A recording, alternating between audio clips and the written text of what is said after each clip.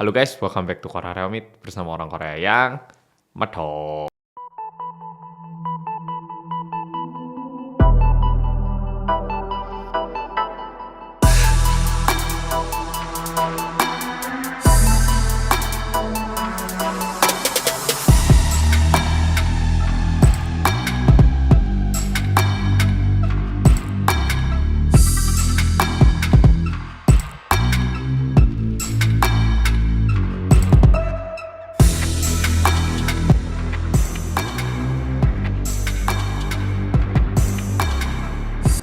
Oke, Polo-Polo, kali ini aku mau menceritakan pembunuh berantai yang bernama Woo Bom-geun. Dia ini melakukan pembunuhan berantai dan dia ini sebenarnya merupakan seorang polisi. Nah, langsung kita mulai kasus hari ini. Woo Bom-geun, dia ini merupakan seorang anak laki-laki kelahiran di kota Busan, anak ketiga dari 4 bersaudara. Uniknya, ayahnya Woo Bom-geun ini sebenarnya berprofesi sebagai seorang polisi. Dan mungkin dari masa kecil dia itu selalu melihat papanya yang bekerja sebagai seorang polisi. Dia ini juga memiliki cita-cita untuk menjadi seorang polisi. Waktu dia duduk di bangku SD, dia ini merupakan anak yang lumayan aktif, masih banyak teman, suka ngomong gitu. Tapi sejak dia masuk ke bangku SMP, dia ini tiba-tiba menjadi anak yang introvert. Ini sebenarnya bukan kejadian yang aneh, kayak di antara teman-temanku pun banyak yang setelah masuk SMA agak berubah, setelah dewasa juga berubah gitu kan ya. Namun dia ini menjadi introvert dan juga memiliki sikap-sikap negatif lainnya kayak malas dan juga suka membolos sekolah. Bahkan dalam waktu 2 tahun dia itu membolos sebanyak 30 hari. Sehingga diakibatkan itu di masa SMA-nya dia itu ranking 63 dari total siswa 65. Di masa SMA mungkin di antara polo-polo juga punya temen yang kayak gini. Dia ini introvert tapi gampang marah. Dan kalau udah marah sekali, marahnya itu agak berlebihan gitu. Dia di waktu SMA, waktu dia marah sama temennya, dia itu bahkan pernah memecah kaca SMA-nya. Aku juga waktu SMP itu dulu pernah mecah kaca jendela tapi nggak sengaja. Tahu kan ya, jendelanya yang di sekolah yang gini-gini tahu kan ya, yang bisa digeser-geser. Nah, aku sama temanku mainan, tanganku tak masukkan situ, sama temanku ditekan, akhirnya kacanya pecah. Tapi aku bukan karena emosi gitu ya, jadi nggak kena skorsing ataupun kena hukuman. Nah, pokoknya di masa pertumbuhan Bom-geun ini sedikit melenceng. Dan di saat dia duduk di kelas 3 SMA, ayahnya itu meninggal diakibatkan kanker.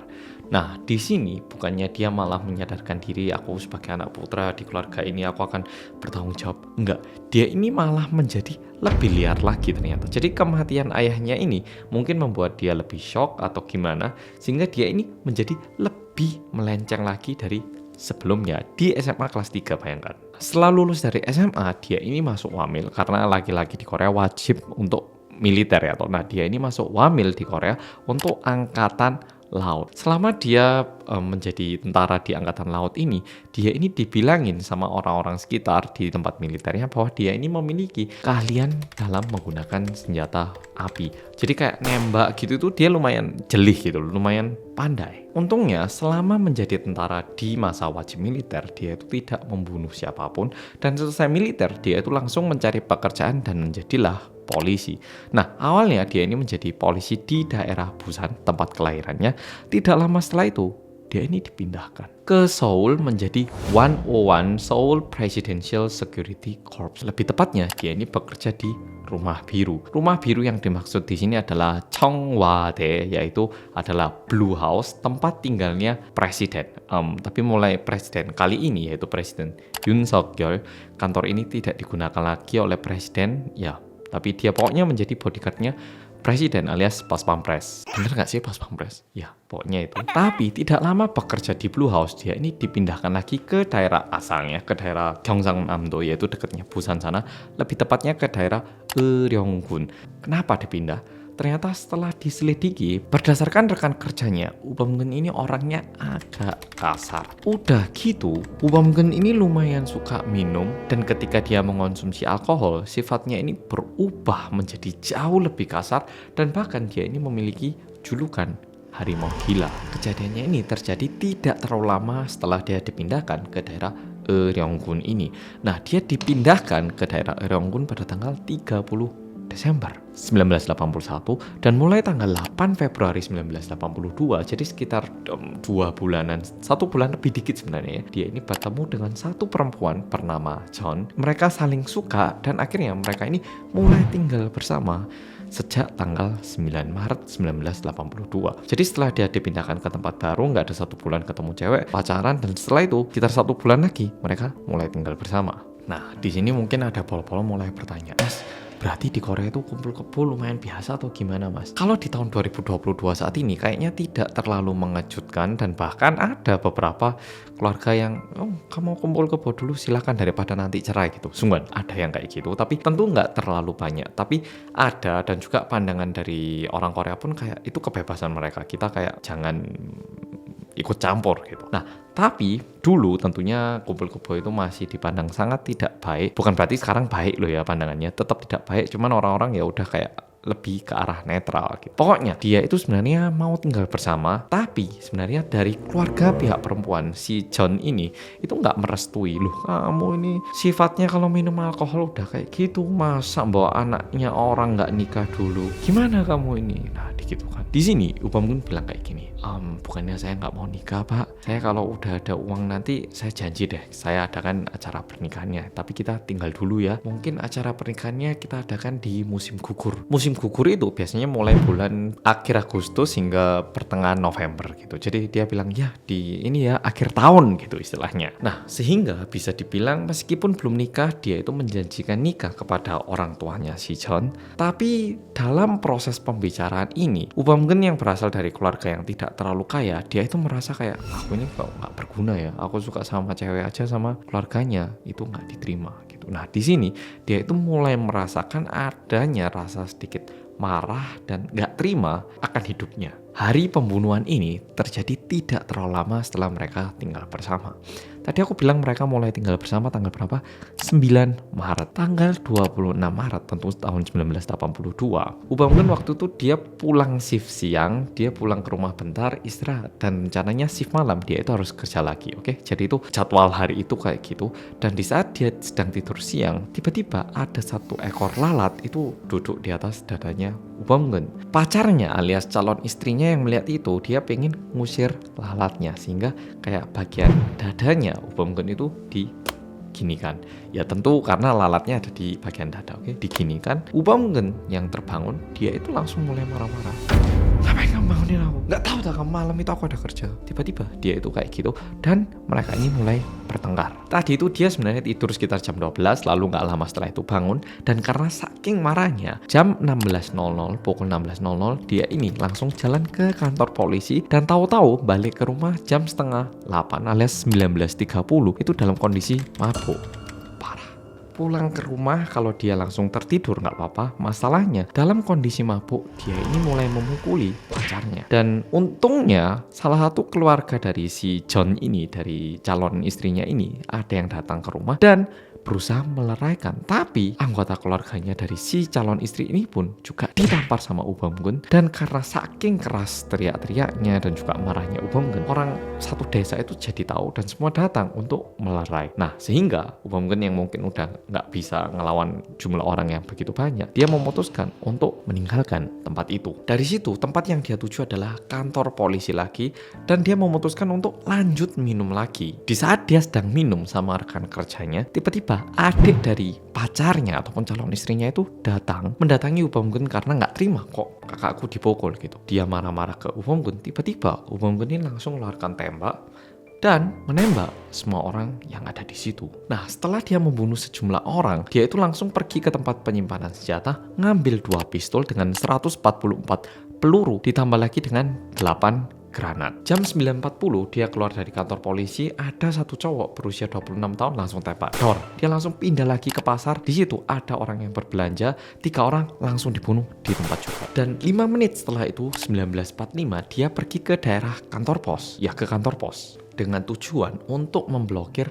sinyal biar nggak bisa komunikasi dengan daerah luar. Tapi untuk mematikan sinyalnya ini kan tentu ya nggak dipersilahkan gini kan ya. Ada orang yang menghadang, dan orang yang menghadang yaitu 2 orang perempuan bagian operator dan juga 1 bapak pos itu dibunuh sama Ubamgen lagi. Setelah itu pukul 10 dia ini pindah ke daerah kebun, dan di situ dia membunuh 6 orang lagi. Tidak berhenti di situ, dia langsung pindah ke pasar Ungeri. Sampai di tempat itu pukul 10.10. Nah, di situ dia melemparkan granat dan mengakibatkan 7 warga meninggal. Setelah pembunuhan di pasar Ungeri, dia ini pindah lagi ke suatu tempat. Nah, nyampe di tempat ini itu agak telat, yaitu 10.50. Namun ini merupakan tempat pelayatan, oke, di daerah Pyeongchon. Dan di sini biasanya di tempat pelayatan itu ada minuman alkohol, dan di situ dia lanjut minum lagi. Sebenarnya di tempat layatan ini dia nggak kenal sama yang meninggal. Dia itu cuman pura-pura kenal dengan tujuan dia bisa kasih uang dan lanjut minum di situ. Di sini masalahnya, ada 1 anggota keluarga dari yang mengadakan layatan ini itu kayak bingung gitu loh. Ini cowok kenal yang meninggal dari mana ya gitu. Nah, didatangi terus tanya, oh bisa kenal sama yang meninggal hari ini, hubungannya apa ya gitu. Di situ dia tiba-tiba langsung merasa marah, mungkin karena dia itu merasa kayak aku mau minum kok dihentikan lagi, di stop sih gitu. Nah, dia langsung membunuh lagi 12 orang di tempat layatan ini. Dan keluar dari tempat layatan, dia itu mulai mencari rumah-rumah yang lampunya masih menyala, yang alias ada orang, dan didatangi dan membunuh total 23 orang lagi. Dan pada subuh harinya, pada tanggal 27 April, karena tadi itu tanggal 26 April, pada tanggal 27 April subuh jam 5.35, dia masuk ke salah satu rumah warga lagi. Di situ dia membuka 2 buah granat yang mengakibatkan 4 orang di situ meninggal, termasuk Ubamgen. Yang sangat menyedihkan di bagian ini adalah Ubamgen itu membunuh semua manusia. Nggak peduli mau balita, mau bayi, itu semua dia bunuh kalau dia rasa agak mengganggu. Udah gitu, sebenarnya ada bapak supir taksi yang sangat berjasa. Ketika dia menyadari Ubamgen ini mendatangi rumah-rumah yang lampunya nyala, dia itu juga keliling ke rumah-rumah untuk bilang, lampunya matikan biar kamu nggak didatangi sama orang gila ini. Tapi sayangnya, pak supir ini juga dibunuh sama Ubamgen pada akhirnya. Pak supirnya ini berusaha untuk menyelamatkan nyawa orang lain, tapi dia sendiri lupa untuk menyelamatkan dirinya, benar-benar kayak mengorbankan dirinya untuk banyak orang. Di sini ada satu hal yang sangat mengecewakan, yaitu polisi sebenarnya setelah mereka tahu kalau Ubamgen ini mulai keliling dan membunuh, apalagi dia ini juga salah satu anggota polisi bukannya langsung mendatangi dan menghentikan kejadian ini, tapi mereka itu malah mengabaikan kasus itu, dan bahkan setelah mendapatkan laporan pun mereka membalikkan arah dan kembali bilang secara internal kayak, untung tadi aku nggak masuk sana, hampir mati. Kayak mereka ini sangat tidak bertanggung jawab melihat warga sekitar dibunuh oleh Ubamgen. Dan bahkan tertulis ada 2 polisi bernama Shin Hyun-gi dan Kim Yong-seok yang dikirim untuk nangkap Ubamgen ini.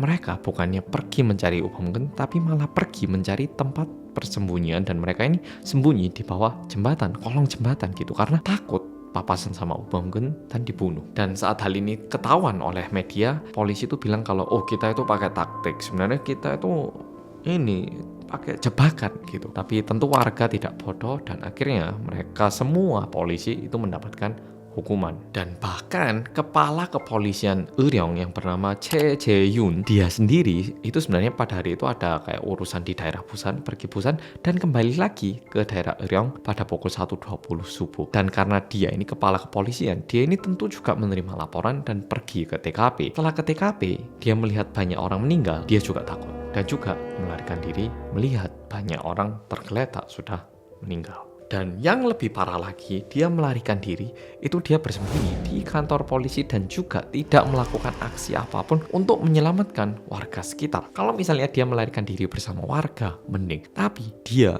cuman mementingkan nyawanya sendiri. Sehingga bisa dibilang kejadian kali ini polisi tidak berusaha untuk mengurangi jumlah korban yang bisa dibunuh oleh Ubamgen. Dan sebenarnya pada waktu itu pun ada beberapa warga yang memanjat gunung, jadi nyari arah jalan yang nggak mungkin bisa papasan sama Ubamgen. Dan setelah dibilangin ke polisi, polisinya bilang, waduh, sebenarnya kita udah tahu, tapi kita ya nggak bisa apa-apa, ini gelap ya.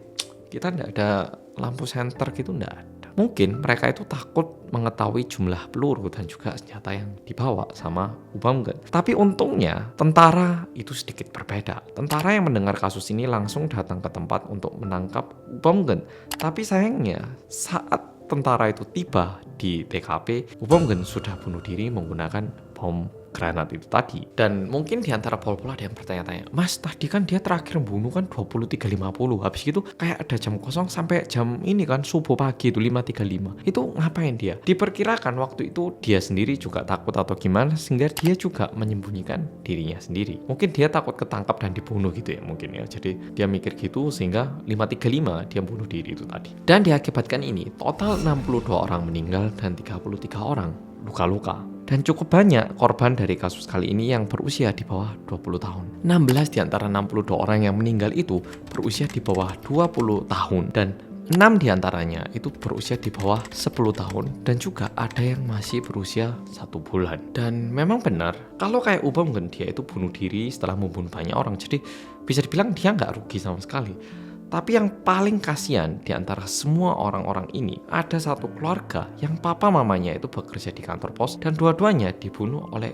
Ubamgen sehingga 3 anaknya itu menjadi anak yatim piatu, kehilangan orang tua tiba-tiba. Dan lebih parahnya lagi diakibatkan ini kepercayaan akan polisi turun. Nggak cuman masyarakat, anak-anak kecil pun itu mulai berpikir, polisi bisa bunuh aku loh, kayak gitu. Di sini mungkin ada pol-pol yang bertanya kayak gini, Mas, tapi warganya kok ya aneh ya, kok pintunya dibukakan atau Ubamgen ini nembak, kayak gimana kok bisa banyak warga meninggal? Jadi ternyata di masa-masa itu ada penembakan liar. Nggak tahu orang-orang pada waktu itu ada yang punya senjata atau gimana. Jadi warga itu lumayan takut sama penembakan liar. Dan waktu itu Ubamgen menggunakan baju polisi dan ngetuk pintu. Jadi warga yang melihat, mungkin polisi datang untuk melindungi, apalagi tadi ada suara tembakan. Sehingga ketika dibuka, ya itu tadi yang terjadi. Dan tentu masalahnya ini merambat hingga Presiden Korea waktu itu yaitu Chun Doo-hwan juga turun dari jabatan. Udah gitu kepala kepolisian Ryong-gun juga menerima hukuman. Dan diakibatkan ini juga standar tingkat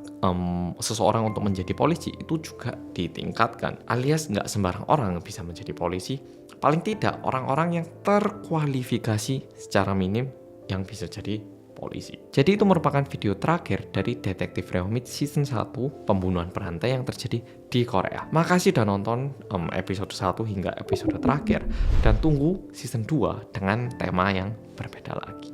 Oke pol-polo, makasih udah nonton video kali ini dan sampai jumpa di video berikutnya.